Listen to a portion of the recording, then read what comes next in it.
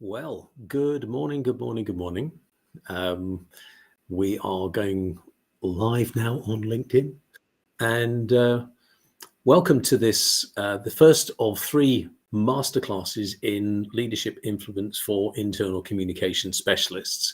And you should be able to see on the screen, if this is all working properly, a little summary of the issues and some examples of issues which you might have had an opportunity to look at before arriving here, which are basically things that can be kind of getting in the way, stopping you from feeling that you're able to do everything you want to do. And so while we wait for other people to arrive, it's an opportunity, if you haven't already had a chance to go through this list, to just sort of take a quick squiz through, or a reminder, if you have had a chance to go through it, and see which of these, if any, you recognize as being things which could be holding you back. And if there are other things as well, you may want to add them to your list, because as we go through this session, then you'll have an opportunity to think, oh, how does this affect this, or how does it affect that? So it can be useful for you to have some sort of context for what we're going to be talking about. Otherwise, it might get a little bit kind of abstract and so on. We want to kind of keep this grounded in the real world and your real experiences, which is why we think it'd be a good idea for you to be able to take a look at this list and sort of think, yeah, this is something I would really like to be able to tackle. So that being the case, we think it'd be a good idea if you were to pick just one issue to focus on. One of these issues that you sort of think, yeah, this one's a real bugbear. It may be on this list, it may be something else you've identified. And in relation to that particular issue, think, okay, what would be in it for you if you could turn that situation around? How would your life be better?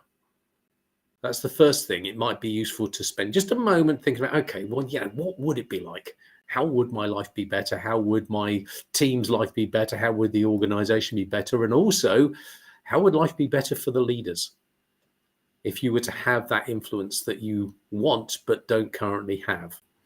So those are a couple of things just to, again, reflect on for the next few moments while we just wait for any more people who are going to rock up, so that you've got that as context for what we're going to be talking about as we go through this session.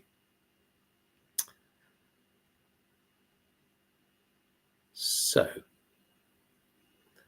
that being the case, let's crack on, because we have got a lot to cover this morning, loads and loads to get through.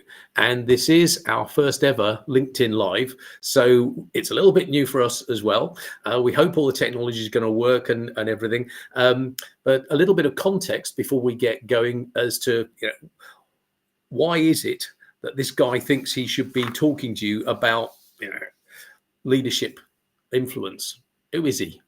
What are his qualifications? Well, we are Russell Olivia Brooklands.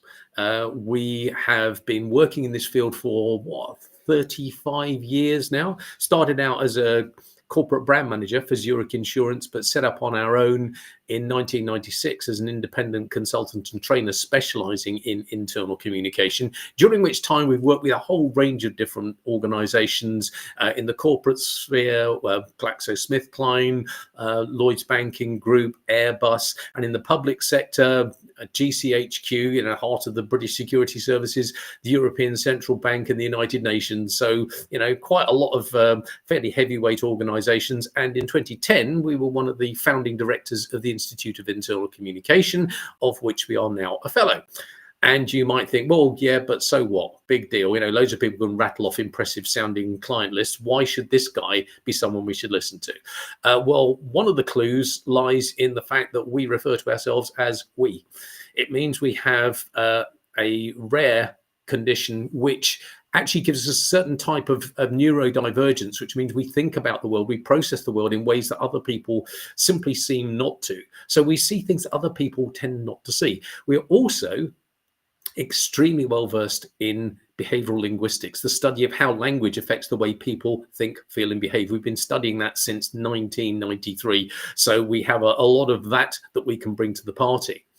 But the key thing that perhaps is driving our unique way of thinking about this issue of you having all the influence you want with your business leaders is the fact that also in 1996, just as we were setting up in business on our own, we were also suddenly stricken with late onset Tourette syndrome, which is where our neurodivergence sort of stems from. And if you don't know anything about Tourette's, well, it can be extremely debilitating, and it's also incurable officially. But weirdly, we kind of recognized it as an accident that had been waiting to happen our whole life. So we took this rather weird decision to maybe see if we could track down its origin and try to heal ourselves, even though it's officially incurable. And the short version is we succeeded. We managed to do it as of the 18th of December last year. So it took us 29 years nearly. We have completely healed ourselves from an incurable condition. But what it meant was that we had to go searching for a whole bunch of cultural blind spots. Because if the cultural narrative says this is incurable, you ain't going to heal yourself by simply sticking within the tramlines of what everyone has decided is possible. So we became extraordinarily good at seeking out cultural blind spots, which were keeping us, first of all, from being able to heal ourselves, but also have been keeping internal communication specialists from being able to have all the influence and so on that they need. Because when you have Tourette's, it really screws with your self-belief and your self-trust, because you can't control what your body's going to do from moment to moment, which meant we felt we had to make our products, our training courses, our consultancy stuff as bomb-proof as possible so that people would still trust us. And that meant we had to go digging deeper than maybe other people have to do. And the upshot of that is ultimately this session and the following sessions that we're going to be doing on internal communication, leadership, influence. And we're going to be doing an awful lot of what we would describe as saying the quiet parts out loud. One of our first clients was National Grid. And when we ran our first session with them, we came out with this line. We just said, perhaps the only way to be sure you don't overlook the obvious is to state it. And that holds true to this day. If you say the quiet part out loud, then suddenly people can see it. But what that also enables you to do is to say another quiet part out loud so that everyone can see them both. And then when you put them side by side, suddenly it's a case of, hang on a second, this doesn't make any sense. And so this is how we're going to be approaching this session, is saying lots and lots of quiet parts out loud, putting them side by side and enabling you to see, hang on a second, does this make sense? If I were able to share these with my leadership team, might that actually change the discussion and enable them to give me the influence I'm after? So that's what we're going to be doing over the course of 3 sessions, because we're going to be in this first session looking at the starting point. Are you even starting from the right place when it comes to trying to get leadership influence? In the second session next month, on the 8th of March, we're going to be talking about the issue of you having the right place to get to. Where are you trying to get to? What does leadership influence actually need to look like? Not just what do you want it to look like, but is that actually the right thing for you to be going for? And then in the final session, we're going to be looking at how to make the business case so that your leaders are going to really want to come on this journey with you. Okay, so today it's all about, where are we even starting from the right place?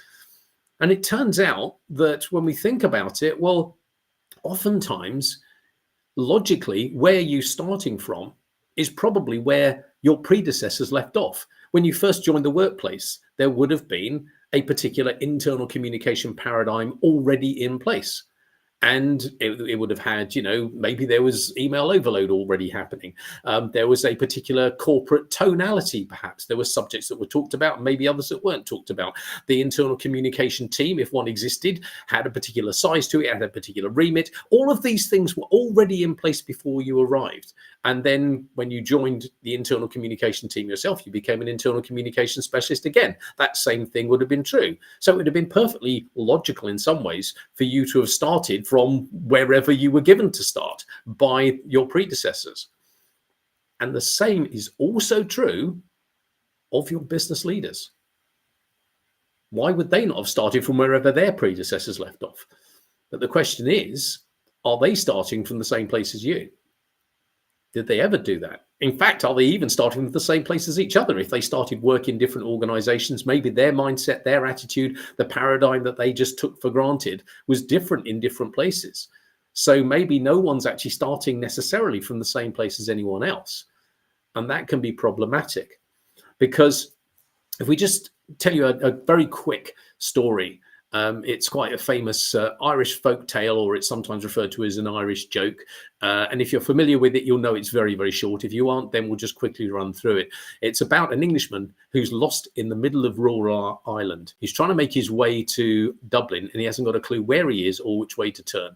So he goes up to one of the locals and he says to him, excuse me, can you tell me how to get to Dublin from here? And the Irish fella just looks at him and says, if I were going to Dublin, I wouldn't start from here. And that's kind of problematic when it comes to internal communication, leadership, influence, if you're not actually starting from the right place. So where is the right place? How do we actually work out what it is? Well, interestingly enough, Julie Andrews had something to say on this. You may recall she once observed, let's start at the very beginning. A very fine place to start. But where is the very beginning? How do you define what that very beginning is? Because the way we come at it, we have a great advantage, of course, being a consultant. You can get away with asking questions, which when you're in-house, it's kind of tougher to ask leadership teams. And when we work with leadership teams, there are two questions that we start with when we're trying to find the very beginning. And the first question, it might be interesting for you to think about, okay, if Rob would have come into our business and you know, as a consultant, you can get away with this, how would our leadership team respond if he were to ask them the following? Question one, do you take internal communication seriously? How do you think they might respond to that? In our experience, they almost always say, yes, of course we do. And they very often will then start giving examples of the reasons why they're backing up their assertion that they take internal communication seriously. We say, fine, okay, that's cool, brilliant, wonderful, excellent. Now, question two, internal communication seriously.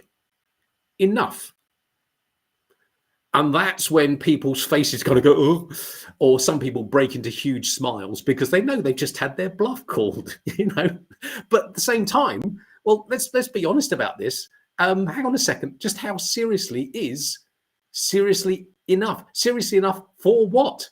How are you supposed to answer that? Now, you might answer that by saying, well, seriously enough to give me all the influence I want. That's how seriously enough is seriously enough. So we need to look at how do we actually help people to define what seriously enough actually looks like. That's what we're going to be doing over these three sessions. And we need to start, interestingly enough, with the issue of confidence. That may sound slightly weird, and we're not talking about your confidence in yourself, although obviously that's important. And we're not necessarily even just talking about your leadership's confidence in you. What if part of the issue might be something to do with your leadership team's confidence in themselves?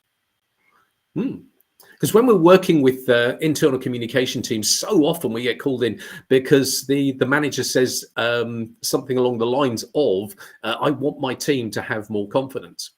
And if you think about it, yeah, well, of course, that's absolutely valid, isn't it? Let's face it, they're hardly going to say, I want my team to be riddled with self-doubt. Of course, they're going to want more confidence. But actually, is confidence really a want? Is it a want? Just imagine for a second that your confidence suddenly deserted you. How on earth is your body going to respond to that? It's probably going to go into the fight, flight, freeze response. You suddenly no idea what's going on. How do I respond to this? So confidence isn't really a want. It's actually a need. It's a psychological need, which means that it's very fascinating to look at what can happen when people find themselves trying to fulfill that need. How might they respond if they don't maybe have all the confidence they really need? And it seems that there are a number of different sort of false flag forms of confidence that people can latch onto to try and kind of bolster their ability to just function. One of them can be And it happens a lot in teams, in project teams in particular, when people aren't entirely sure what's going on, and they kind of doing their best. They're talented people and they're very dedicated, and so they engage in what can often be referred to as cross your fingers and hope confidence. We're going to do our best here and just gonna go for it. But then on an individual level, there's something you may recognize, a phrase which is now very commonplace, which is fake it till you make it confidence. Yeah, now if you think about it, neither of those is necessarily very healthy for either the psychological well-being of the individuals or the operational well-being of an organization. So we actually need something more substantial than that, something better than that. And it's transpired that quite a number of years ago, we were just putting together a series of PowerPoints, and we just dropped in the word confidence. And then we thought, hang on a second, it actually needs to be justifiable confidence. Think about that. Just think about, okay, justifiable confidence, which means it's rooted in a sufficient volume of credible evidence. Okay, so why does that matter? What would that look like? How can you enable not just yourself to have justifiable confidence in what you're doing, but your leadership team? That's interesting, isn't it? And the reason we say it's interesting is because it actually, back in 2023, we decided to start taking this justifiable confidence thing a bit more seriously. And we sat down and put together a model for redesigning and evaluating all of the training courses that we had done, all the consultancy practices that we put together, to see, okay, is it possible that we can know that these can give us justifiable confidence and can give our clients justifiable confidence in how they're doing what they're doing? And it took us about 4 months, from August to November 2023, and we put it together. We thought, wow, this is really game changing. This could make such a huge difference. And we were just about to go kind of public and say, hey, internal communication community, we can give you justifiable confidence in all of your working practices, when we suddenly had another crisis of confidence. Because we thought, hang on a minute, hang on. Now, some people, if we were to go to them and say, hey, we can give you justifiable confidence in all your working practices, might say, yeah, gimme. But then there would probably be quite a lot of others who would absolutely lose it and say, how dare you? How dare you suggest my confidence isn't justifiable? Look at my track record. Look at my qualifications. Look at all my successes. And you say my confidence isn't justifiable? And we thought, yeah, if they were to do that, it would be kind of hard to argue with them, you know? So what are we missing here? What's the blind spot? Well, there are a couple of blind spots. First of all, the fact that, well, neither justifiable confidence, nor fake it till you make it, nor cross your fingers and hope, none of them, they're not black and white. You know, they're very much sort of on a continuum. When someone says fake it till you make it, well, how much do they need to fake it? Cross your fingers and hope. How hard are you having to cross your fingers? How much are you having to hope?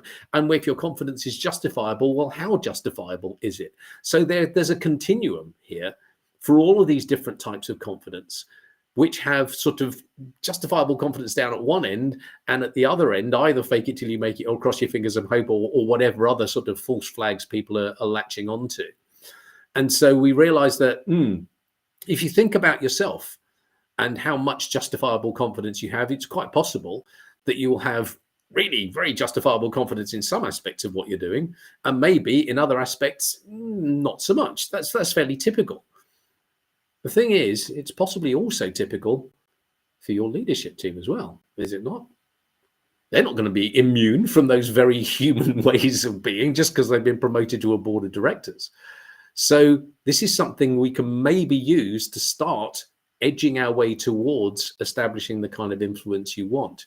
Because we were stuck with this blind spot. We said there were two things that we sort of had to work out. The first of them being that they're actually continuums rather than black and white. But the second one took us until April of last year.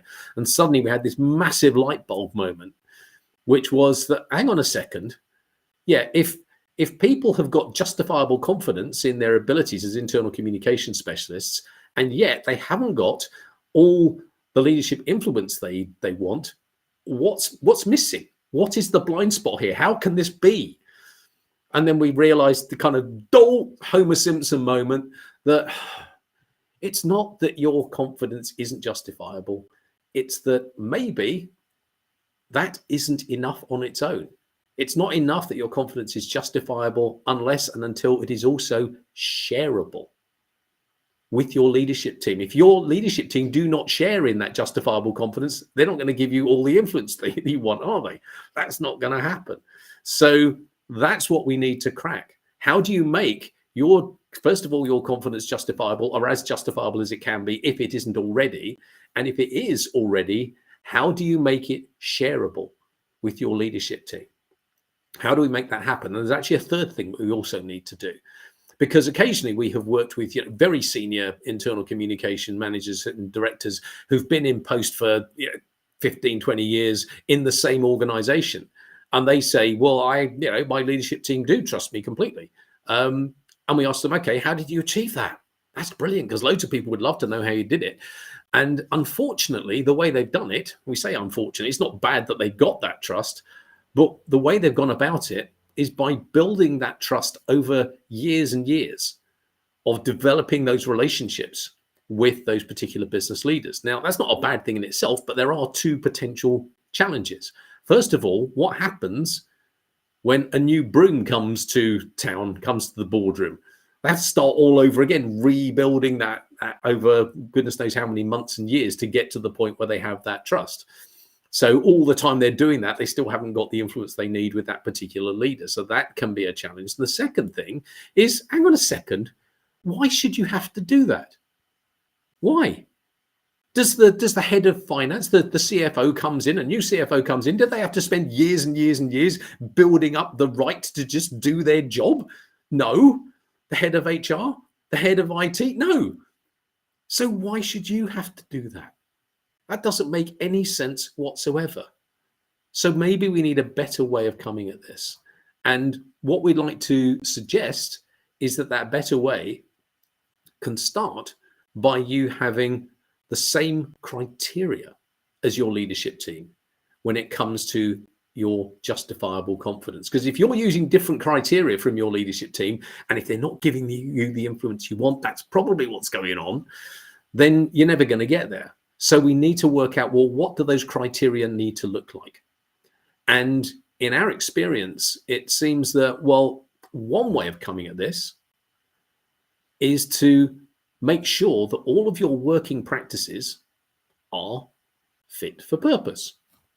It's a very simple phrase, but it actually has quite a bit going on underneath it. There are quite a number of other blind spots that we need to dig into here. But if you can imagine that your business leaders actually acknowledge that all of your working practices are fit for purpose, that might be a useful place where you can come together, because you can actually agree the criteria that make them fit for purpose. Okay, and that means you're starting from the same place, and that same place is perhaps a very healthy place to start from. But what do we mean, first of all, by all your business practices? Well, we mean things like language standards, your organization's language standards, your briefing process, your channel mix and the way you manage it, and so on, feedback systems, campaign planning, message calendar, all of those individual practices. Is every one of those fit for purpose? Is the first thing. But hang on a second, what does that really mean, fit for purpose? There are several pieces to that. Well, it means that the design of your practices is fit for purpose as a starting point. So with your briefing process, let's say, do you have a formal template of comprehensive template of questions you take everybody through every single time to make sure you get all the information that you need? That would be an example of part of the design of that practice being fit for purpose. But there's actually more to it than just the design of your practices. You also need to have the ability, you and your team need to have the ability to fulfill those designs reliably every time, so that your leadership team can have justifiable confidence in that as well. And ability is, again, there are a couple of things hidden away inside that. When people talk about ability, they very often are referring principally to skills. Do your people, your team, have the skills to walk people, their clients, through an appropriate template of questions? Well, yeah, as well as anybody, that you can ask someone a question and that sometimes the way they answer it gives you no useful information whatsoever. So it's not enough just to have a template of questions to take people through with, just using this example. Your people also need to have the skills to be able to tell whether or not the answers they're getting back are actually providing the appropriate information. And if not, to also know, well, what question should I ask now to draw that information out of these people? Do your people have those skills as well? Vital, but not sufficient. Because something else we also know is that oftentimes in many organizations, maybe not yours, but in many organizations, there can be situations where you have particular clients who are not maybe very comfortable giving briefs to your team, or they're, just whatever, arrogant, or for whatever reason it is, they will call you in to brief you on a particular communication project and then play the old, I can only give you 5 minutes card. What?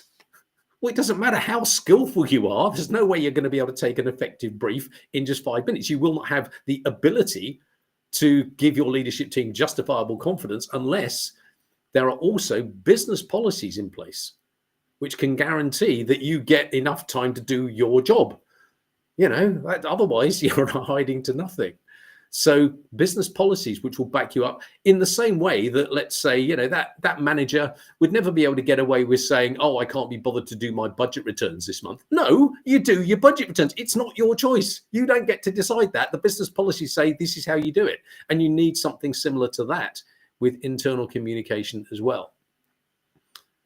But that's not the only part, because there's also, again, this is something so many people miss, another cultural blind spot, which is the question of whether or not the purpose for which your practices are fit is actually the right purpose. Just imagine you've got a whole bunch of practices which are fit for the wrong purpose. That would be catastrophic. You're like having the best, most efficient and effective ways of producing the wrong results. So is the purpose of internal communication actually valid in your organization? Do you know that? Is it written down anywhere? Have you checked, and have your leadership team agreed that? Well, surely that's where we need to go to before we get to the whole issue of developing more influence with your business leaders. Or is it? Is that the very beginning of which Julie Andrews was speaking or singing? Well, it turns out maybe not. Maybe there's something else we need to do first. Because the question is, how can you have justifiable confidence in the purpose of any given thing if you haven't first defined that purpose? Whoa. And let's face it, when it comes to internal communication, it seems that many people may be working off all sorts of different definitions. So that's really what we need to pay attention to now. What is the definition of internal communication? This is the very beginning, as it were, towards which we have been searching all this time. So let's dig into that. If you want to leave us a comment, we believe that there are comments available. There's often a huge gap, thanks Tim, a huge gap between what the leadership team believe is positive employee engagement versus the reality from the employees on the ground. Yes, there absolutely is. And when we get into the session next month, we will be able to look at that in more detail when we look at, well, where do you actually need to get to? So thanks for that. If you want to pop any other messages in, then by all means do so, and we will pick them up as we go. So we now need to look at the whole issue of the definition of internal communication, because it seems that many organizations don't actually have a definition written down. So if you haven't got a definition written down, it's quite possible people may be starting from a different place. And that can be problematic, because how are you supposed to actually know that your stuff is fit for purpose if you haven't got a solid purpose? And how can you do that if people actually have different definitions of the thing that needs to have that purpose? So how do we go about solving this particular conundrum? We have a whole bunch of blind spots that we've written down just to make sure we don't miss any of them, because this is really important stuff. So forgive us if we just check through our list, make sure we've got this all right. So the reason why this is problematic is that in many organizations, it seems even the internal communication teams themselves do not have a clear and valid definition of internal communication. We were once working with an organization where they'd had a problem with a particular communication project, and we were quizzing the internal communication team about it. And we said, so just tell us about this. What was it? And it was a message from the pensions admin people about changes to the pension contribution team, contributions for the employees. And we said, so what was the why weren't you involved in this? And they said, well, they explained, well, it came from pensions admin. It didn't come anywhere near us. And we were trying to find out, well, why did it not do so? And they said, well, because it was about the pensions contributions and stuff. And we said, yeah, but it came from people. Are the pension scheme, is that managed outside the organisation? No, it's in-house. Pensions admin is inside HR. Okay, so it's a message that came from inside the organisation, and it went to all employees. All employees. So it wasn't going to ex-employees. No, because they aren't able to contribute to the scheme. They've left the scheme now. Right. So it was a communication that was coming solely from people inside your organization and going solely to people inside your organization. Yes, it was. Right. So it was an internal communication. No. What? It was an HR communication. Yeah, you see the problem here? Well, actually, it was more daft than that, because it turned out that the communication manager we were talking to was responsible for the company's team brief. So it was like, hang on. So if this message hadn't gone direct to the employees, but had gone through the team brief, it would have been an internal communication. But because it went direct, it wasn't, even though it was exactly the same message coming from exactly the same people and going to exactly the same people. How is this not insane? And we couldn't quite get our head around why would anyone think like this, until we gave it a little more thought and realized that, well, maybe there's a reason why. Because if they think about it in a different way, maybe they end up getting getting it in the neck for other people's communication cock-ups, and that's not fair. But it did mean that they were basing their definition, and it seems an awful lot of internal communication teams do this, basing their definition on what we might call a flawed syllogism, which goes like this. Maybe this is something that some members of your team do, or maybe it's something that your leadership team do from the other angle. The way it goes is like this. My team does internal communication. Therefore, internal communication is what my team does. Therefore, if my team doesn't do it, it isn't internal communication.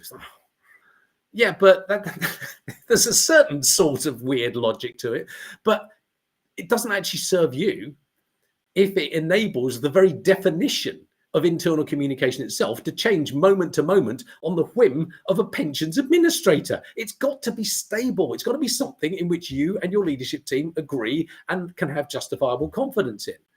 And it transpires that even internal communication specialists are not consistent in how they think about and define internal communication. Let's just share something with you here. Hope you can see this on the screen. This comes from the Institute of Internal Communication, the IC Index, one of their flagship reports from 2023. And within this report, and we're not having a go because we were one of the founding directors of the Institute of Internal Communication, remember? So if if you sort of think he's having a go at them, well, we are to blame as much as anyone for this kind of thing. Maybe we could have sorted this out 15 years ago. But within this report, there was this particular quotation. Team leaders are being asked to do a lot, especially in the communications space. So there's a recognition by the Institute of Internal Communication that internal communication, for one thing, is not just the stuff done by internal communication teams. Everyone's doing it. Okay, so that makes a lot of sense. Remember, we were talking about taking different things, saying them out loud and putting them side by side. Let's just put something else side by side with this, that from this same report, where it says it's important that the tone of voice, messaging, and content formats are right to cut through noise. And you might look at that and say, yeah, okay, well, that makes a lot of sense. Until we sort of think, hang on a minute, cut through what noise?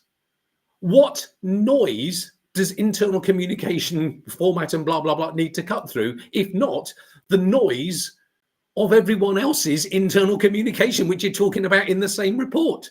Hang on a minute. Can you see there's an inconsistency here, which is potentially creating issues, and it's telling us that maybe even the Institute of Internal Communication doesn't actually define internal communication in the same way all the time. Even that definition is not consistent. So there is a potential problem that we need to address. So that being the case, let us think about how we get a definition of internal communication in which everybody can have justifiable confidence. And the approach that we've taken, that we used in the model that we put together, our justifiable confidence model, was to do the kind of thing we used to do at school, if you remember, when you were doing maths. Do you remember that you only got some of the marks for getting the right answer? The rest of it came from showing your workings out. And if you show your workings out to your leadership team, maybe that can help you a great deal for a number of reasons. First of all, because it will show that you've done your due diligence. They can have justifiable confidence that due diligence has been done in relation to this definition of internal communication. And eventually, as we would look at in the next session, the very purpose of internal communication and the design of your practices. If you can show your workings out all along the line, then people can have justifiable confidence first that the due diligence has been done. An awful lot of people are not going to be interested in seeing the workings out. They're not going to look at it. They haven't got time to look at that. I trust that you've done it.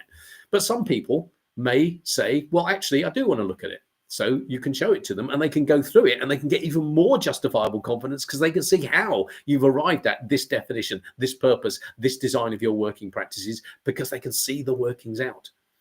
So that helps them to have even more justifiable confidence. And the third benefit is that it will also give them the opportunity to perhaps, because we all have blind spots. So maybe they can spot something that you haven't spotted. And that will give them the opportunity to say, well, this is all very well. And what about this other thing? Maybe we could make this even better, which can give them even more justifiable confidence in what you then eventually develop, and also make them far more invested in you being able to do the job in the way you want to do it, because they've actually contributed to how that is designed. Okay, so showing your workings out is absolutely crucial. So what we're going to do now is look at a couple of definitions and show you our workings out, because it transpires that actually defining internal communication isn't where we need to start. We were once working with the brilliant Lizzie Barrett. If you've never met Lizzie Barrett, she's an absolute genius. She's wonderful. We were working with her on a particular project, and we were talking about this very subject of defining internal communication. And she, in her typical genius way, just looked at us and said, surely you should be defining communication first before you define internal communication. And we thought, and it was one of those, blind spots that we had that meant, oh yeah, actually, now she mentions it, she's absolutely right. So what do we mean when we're talking about communicating? And we would say within our definition that communicating is very much, see if our PowerPoint can actually work, it's the exchange of information between two or more people. Now, we believe you need to define communicating in that way when you're talking internally, because there is a problem in that external communication doesn't really work like that. Because when it's internal, it needs to be exchange for a couple of reasons. First of all, it needs to be treated as a two-way process. Why does that matter? Because an awful lot of people will claim that they have communicated when all they've done is delivered a message. Well, that's not really communicating, is it? That's just what we might refer to as broadcasting. And you are not an internal broadcaster. Now, why does that matter? Well, when it's external, Marcoms and PR and so on, they are operating in an open system, which means anyone can see stuff that's being communicated. And an awful lot of people, you're driving along the road and there's an advertising hoarding by the side of the road and you may pick up on that communication, but you're not in the market for that thing. Well, yeah, so you've received that communication, but you can actually ignore it. It's perfectly okay for you to ignore that because it was never intended for you in the first place, number one. And number two, your time doesn't cost the advertisers anything. Is that true with internal communication? Can people receive an internal communication and think, nah, I can't be bothered with that? Well, maybe sometimes if it's a communication about, let's say, new car parking arrangements. Well, someone who gets the train or walks to work, of course they can ignore it. But an awful lot of the time, if it's to do with health and safety procedures or core business activities, you can't have people just start thinking, I can't be bothered with it.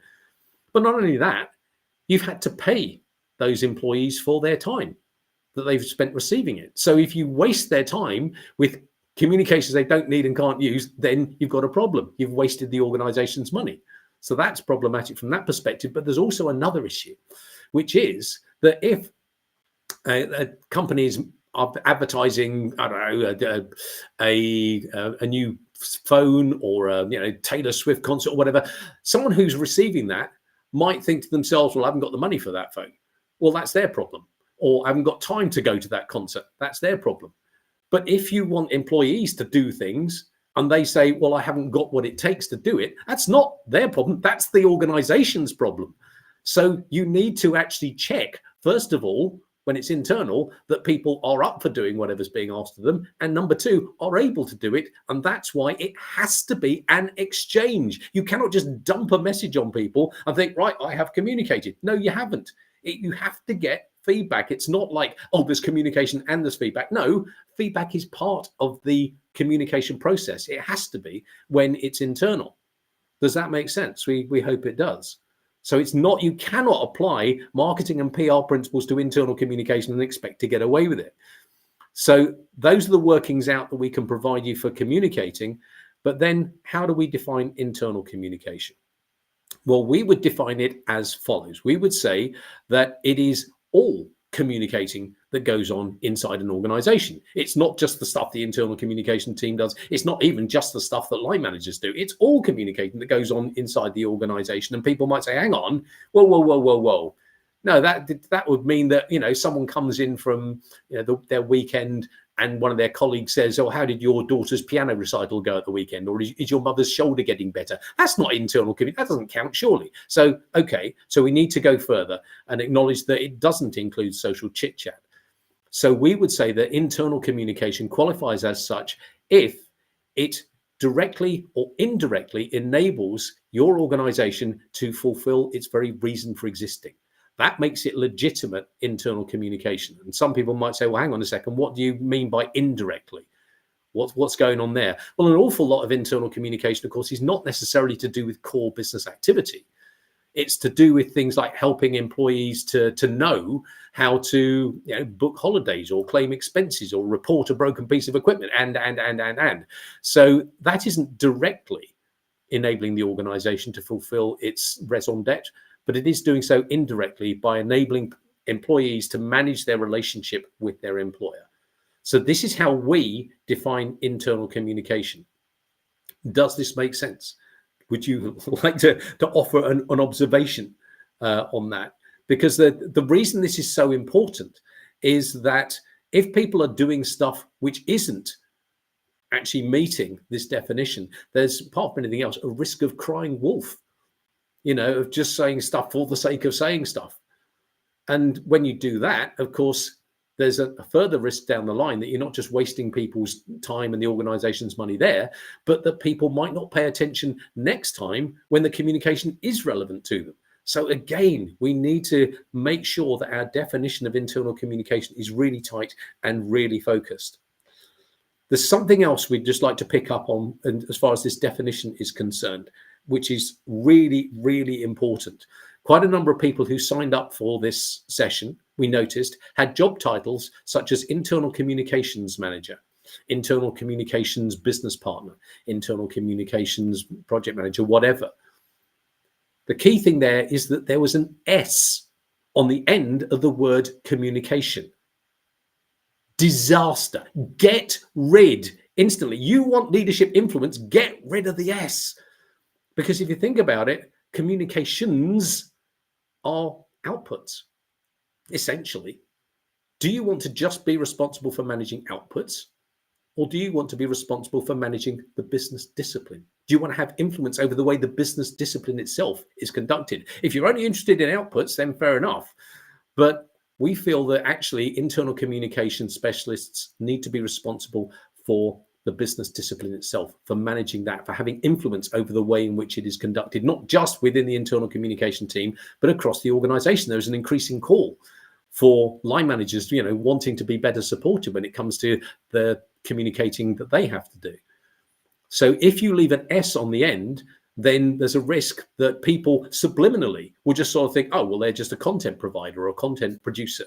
And maybe that's one of the reasons why people complain, oh, we're just treated like a post box.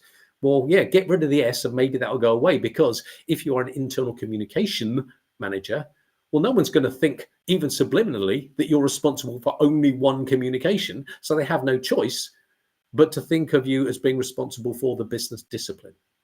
Okay, so that's why we would suggest, for goodness sake, get rid of the S within your job title, if it's there, within your department title, within the titles of any members of your team.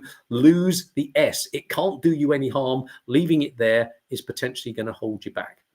Okay, so that's how we have defined internal communication. It'd be interesting to see what you think of that, if that makes sense to you. And it's now time to move on to the question of the implications.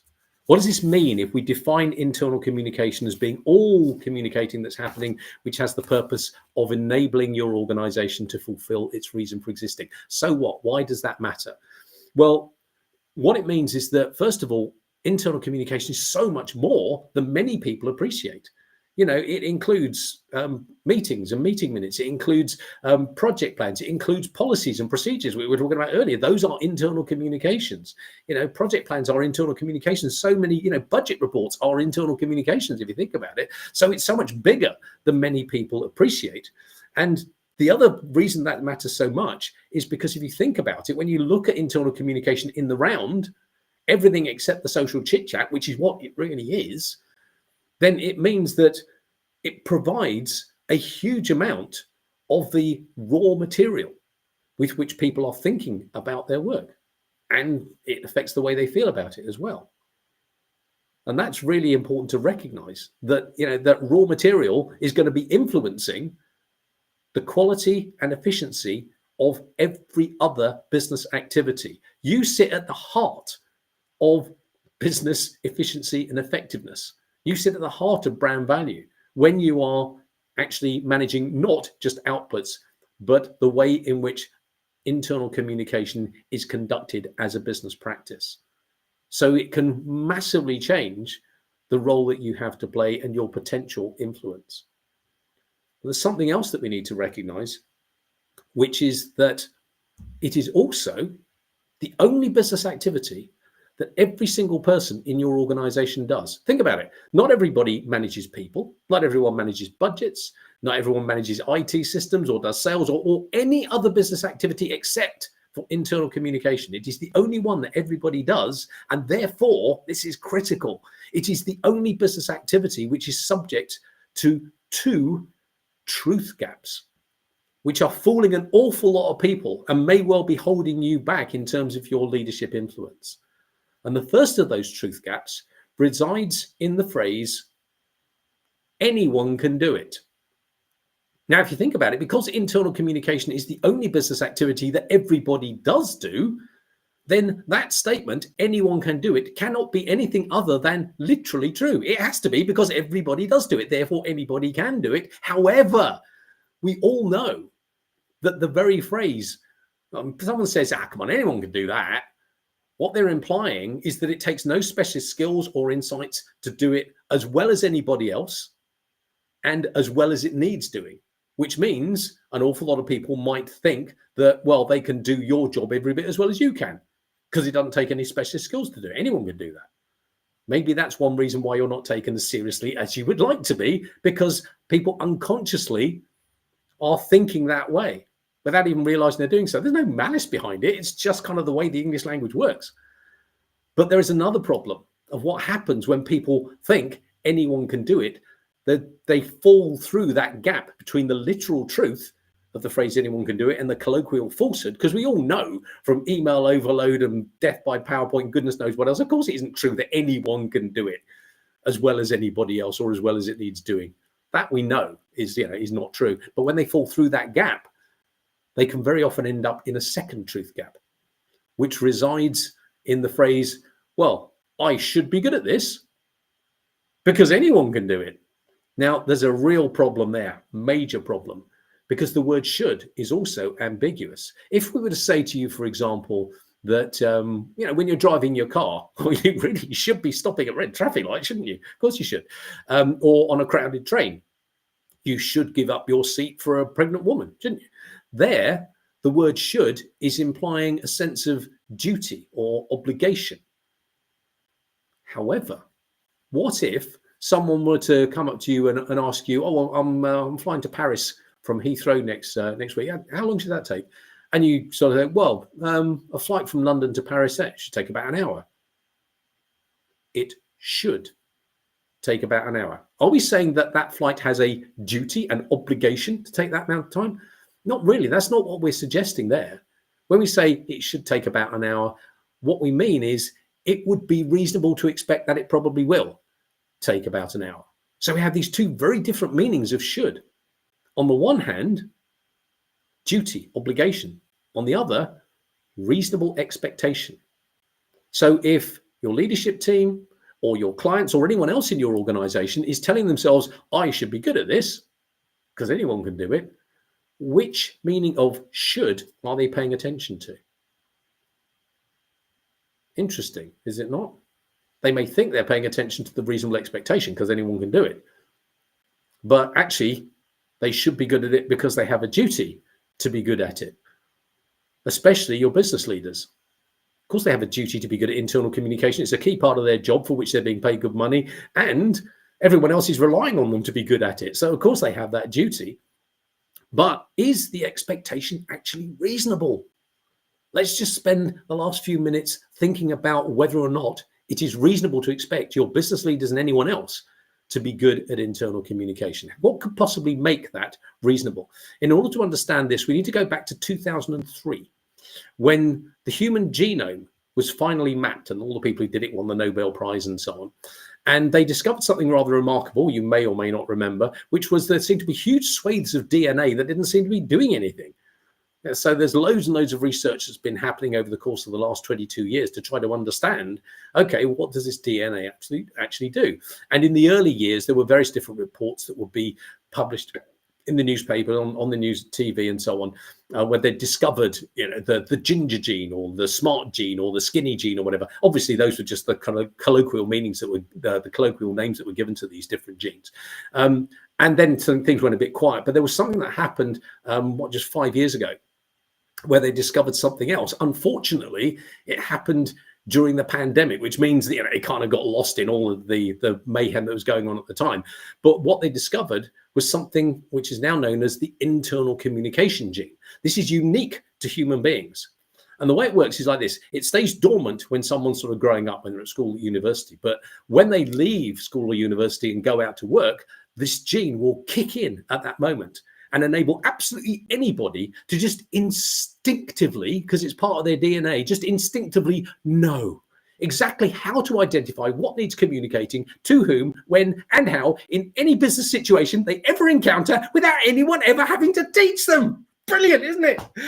Yeah, it doesn't exist. You know it doesn't exist. Everybody knows it doesn't exist. However, pretty much every single organization on the planet behaves as if it did exist, because they do expect people to just instinctively know how to do it without being taught. Or do they? Hang on a minute, Brooklands. What about all of those training courses people can have? Writing skills, interpersonal skills, presentation skills. Yeah, they all exist. But if you think about it, what they're teaching people is how to execute communications effectively, not how to identify what, if anything, actually needs communicating to whom, when, or how. That's not what's being taught, which means that, well, hang on a second, if people don't have an internal communication gene, which they don't, and if the business training courses aren't cutting it, which they aren't, how on earth are people supposed to get as good as they need to be at internal communication, at identifying internal communication needs? Well, the only way they can do it really is by means of trying to work it out as they go throughout their career. And some people obviously get there more quickly. Some people have a greater natural aptitude for it. But it does mean whichever way you come at it, they're still having to use the basic method of trial and error. And trial and error has two components to it. The first being trial, and the second, yeah, you can see where we're going with this. So let's just pull a few threads together now before we close, which is internal communication is that core activity which is pervading and influencing the quality and efficiency of every other business activity in your organization. And it has at least the risk of error hardwired in, not by design, but by default. It's not really anyone's fault. No one designed it this way. It's just what we've inherited from the people who came before us, which kind of brings us full circle. Where did you start from? Did you start from where your predecessors left off? Because if you did, then chances are there's probably going to be error hardwired into your organization's internal communication practices, which influence the quality and efficiency of every other business practice. Do you think your business leaders might like to know about that? Might think, maybe we should be giving more influence to the internal communication team? That was really what we wanted to share with you today. And thank you so much for being here. And next time, we'll be looking at where do you want to get to? Where do you need to get to? But between now and then, there are a number of things that we would like. If you would be kind enough to leave us a comment on LinkedIn about this session, if you found it useful, that would be great. And what we will do is we will send you a copy of all of the blind spots we've been through. Obviously, you can go through this this session again. It's being recorded, so you will be able to revisit it. But we will send you this list of the 37 blind spots that we've actually covered during this session. And you can pick out whichever ones you find most useful, you think it would be most helpful to share with your leadership team. It's one of the reasons we've given a 4-week gap between these sessions, so you get a chance to actually do that, to find out how do your leadership team respond to these ideas. Do they think, wow, this is really cool? Do they push back against it? How are they responding to it? So when we get together next time, we maybe be able to take things another step forward. And then if you have any questions or difficulties with this, then by all means get in touch, because this is very much a team effort. We are no more immune to blind spots than anyone else. So there may be things we've missed that your leadership team raise objections that we haven't actually, either we haven't thought to mention here, but although we have got the answers, or that are completely new, like blindside us as, oh, well, blimey, never thought of that we will need to work on together. You can rewatch this session, as we say, and share it with your colleagues if you would so wish. And we will be posting the promotion for the second session in the next day or so. So by all means, please feel free to sign up for that. Let's just see if we have any more comments before we leave. No, it seems like we're good. Well, thank you very much for spending time with us.